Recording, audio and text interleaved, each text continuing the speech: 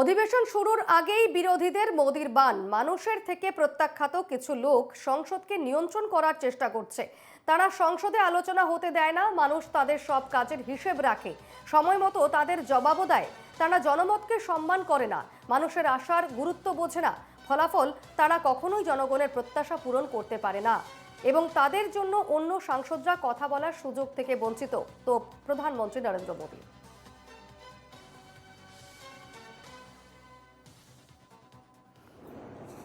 कुछ लोगों ने अपने राजनीतिक स्वार्थ के लिए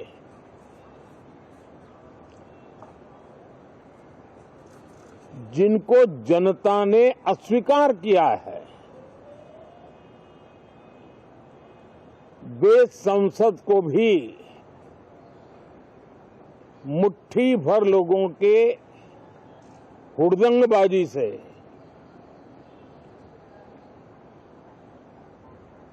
कंट्रोल करने का लगातार प्रयास कर रहे हैं। उनका अपना मकसद तो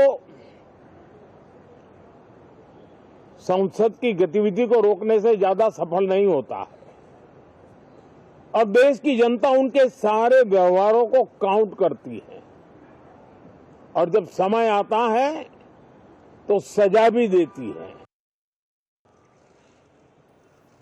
এ নিয়ে আমরা কথা বলেছিলাম তৃণমূল নেতা জয়প্রকাশ মজুমদারের সঙ্গে। কি বলেছেন তিনি, রাখবো আপনাদের সামনে। একটা কথা আমি প্রধানমন্ত্রীকে মনে করিয়ে দিতে চাই, একজনের নাম, তার নাম অরুণ জেটলি। অরুণ জেটলি যখন সংসদে বিজেপির নেতা ছিলেন, বিপক্ষ দলের নেতা, অরুণ জেটলি বলেছিলেন আমরা অপোজিশনে আছি, আমাদের অধিকার আছে সংসদ বন্ধ করে দেওয়ার, স্লোগান দেওয়ার, এমন ভাবে কাজ করার যাতে সংসদ বন্ধ হয়ে যায়, না চলে, এটা আমাদের অধিকার।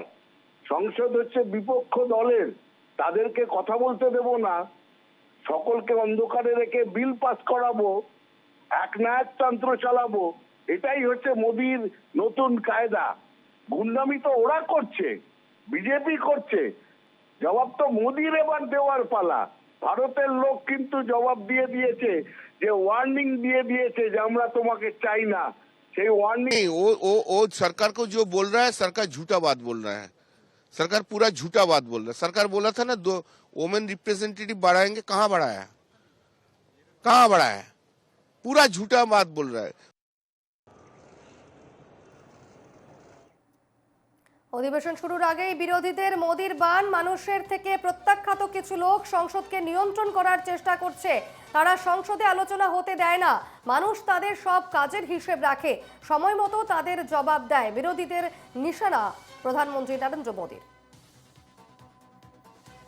আজ থেকে শুরু সংসদের শীতকালীন অধিবেশন এবং অধিবেশন শুরুর আগেই মোদীর নিশানায় বিরোধীরা। হাঙ্গামা করে সাংসদদের বলার অধিকার কারা হচ্ছে, বিরোধীদের নিশানা করে মন্তব্য প্রধানমন্ত্রীর।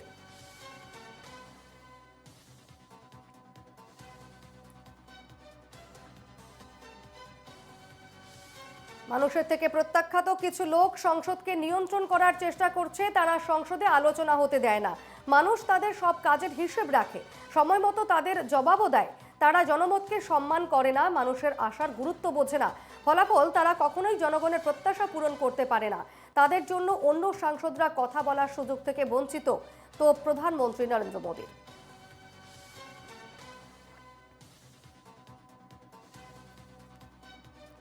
বিরোধী সাংসদদের একাংশের প্রশংসাও করেছেন মোদী। তার কথায় বিরোধী সাংসদদের কেউ কেউ সংসদে দায়িত্বশীল আচরণ করেন। অনেকের ধারণা বিরোধী জোটে ফাটল ধরাতেই কৌশলী মন্তব্য মোদীর। তবে সংসদের শীতকালীন অধিবেশনের শুরুতেই বিরোধীদের একেবারে নিশানা করলেন প্রধানমন্ত্রী নরেন্দ্র মোদী। ফের কংগ্রেস সহ বিরোধী দলগুলিকে নিশানা করলেন প্রধানমন্ত্রী। সোমবার থেকে শুরু হলো সংসদের শীতকালীন অধিবেশন এবং তার আগে সংসদ ভবনের বাইরে বক্তৃতা করেন তিনি। নিজের বক্তব্যে উঠে আসে বিরোধীদের প্রতি মোদীর বান।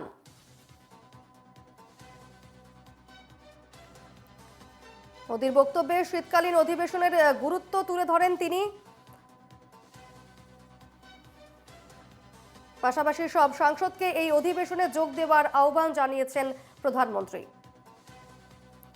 আমাদের সঙ্গে এই মুহূর্তে সরাসরি রয়েছেন প্রতিনিধি মনীষ শুক্লা। মনীষ, আজ থেকে শুরু হচ্ছে সংসদের শীত অধিবেশন। সেক্ষেত্রে আমরা কিছুক্ষণ আগেই শুনছিলাম সংসদ শুরু হওয়ার আগে বক্তৃতা দিচ্ছিলেন প্রধানমন্ত্রী, যেখানে তিনি একেবারে বিরোধীদের নিশানা করলেন। তিনি বললেন যে বিরোধীরা সংসদে হই হট্টগোল করে, সংসদে বিশৃঙ্খলার সৃষ্টি করে, তাদের জন্য অন্য সাংসদরা বলার সুযোগ পায় না। এই মুহূর্তে কি পরিবেশ সেখানে কি দেখা যাচ্ছে?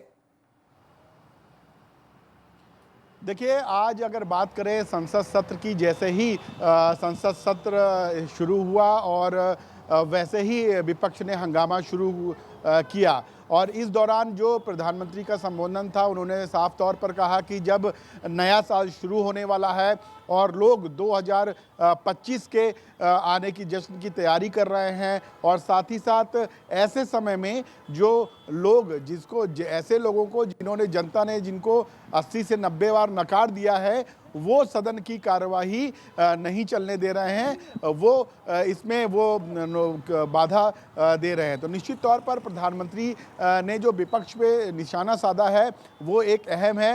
और अगर आज की बात करें तो संसद सत्र के शुरू होने के पहले ही ये आसार लगाए जा रहे थे कि विपक्ष कहीं ना कहीं इस पूरे मामले पर हंगामा करेगा। और जब कल ऑल पार्टी मीटिंग हुई थी तो विपक्ष की तरफ से ये मांग की गई थी कि मणिपुर का मुद्दा हो, अदानी का मुद्दा हो और वायु प्रदूषण का मुद्दा हो, पोल्यूशन का मुद्दा हो, इन सब मुद्दे पर पार्लियामेंट में चर्चा होनी चाहिए, ये मांग विपक्ष की तरफ से की गई थी। और जैसे कि आसार थे कि संसद का सत्र के पहले ही दिन, आज शीतकालीन सत्र के पहले ही दिन विपक्ष इस पे हंगामा करेगा, तो कहीं न कहीं इन सारे मुद्दों को लेकर विपक्ष हंगामा कर रहा है, मांग कर रहा है। चाहे वो अदानी, खासकर अदानी पर जो आरोप लगे हैं रिश्वत देने के, उस पूरे मामले पर विपक्ष सदन में चर्चा कराना चाह रहा है। साथ ही साथ वायु जो एयर पोल्यूशन है दिल्ली का, उसको लेकर चर्चा कराना चाह रहा है। लेकिन आपको बता दें कि इस शीतकालीन सत्र में जो सरकार है वो तकरीबन 16 विधेयक है उसको पास कराने को जो सूचीबद्ध किया गया है। और इसमें खास तौर पे जो वक्फ संशोधन है और वन नेशन वन इलेक्शन वाला जो विधेयक है, इसको पास कराएगी, ऐसी संभावना है। तो निश्चित तौर पर ये शीतकालीन जो सत्र है वो काफ़ी अहम है।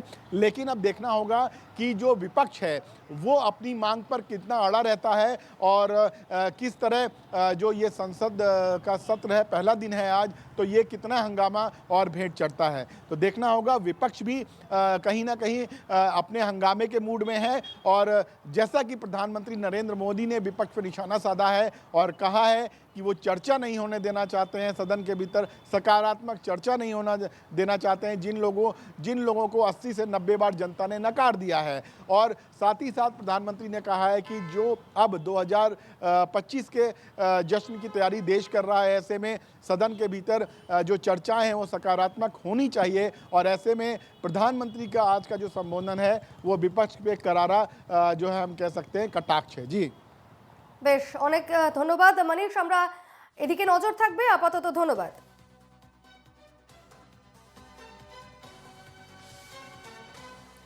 আজ থেকে শুরু সংসদের শীত অধিবেশন এবং সেই শীত অধিবেশন শুরুর আগে বিরোধীদের নিশানা প্রধানমন্ত্রী নরেন্দ্র মোদীর। রীতিমতো তোপ দাগলেন প্রধানমন্ত্রী, কারণ অধিবেশন শুরুর আগেই যে বক্তব্য আমরা শুনছিলাম প্রধানমন্ত্রীর, সেই বক্তব্যে উঠে এলো বেশ কিছু প্রসঙ্গ।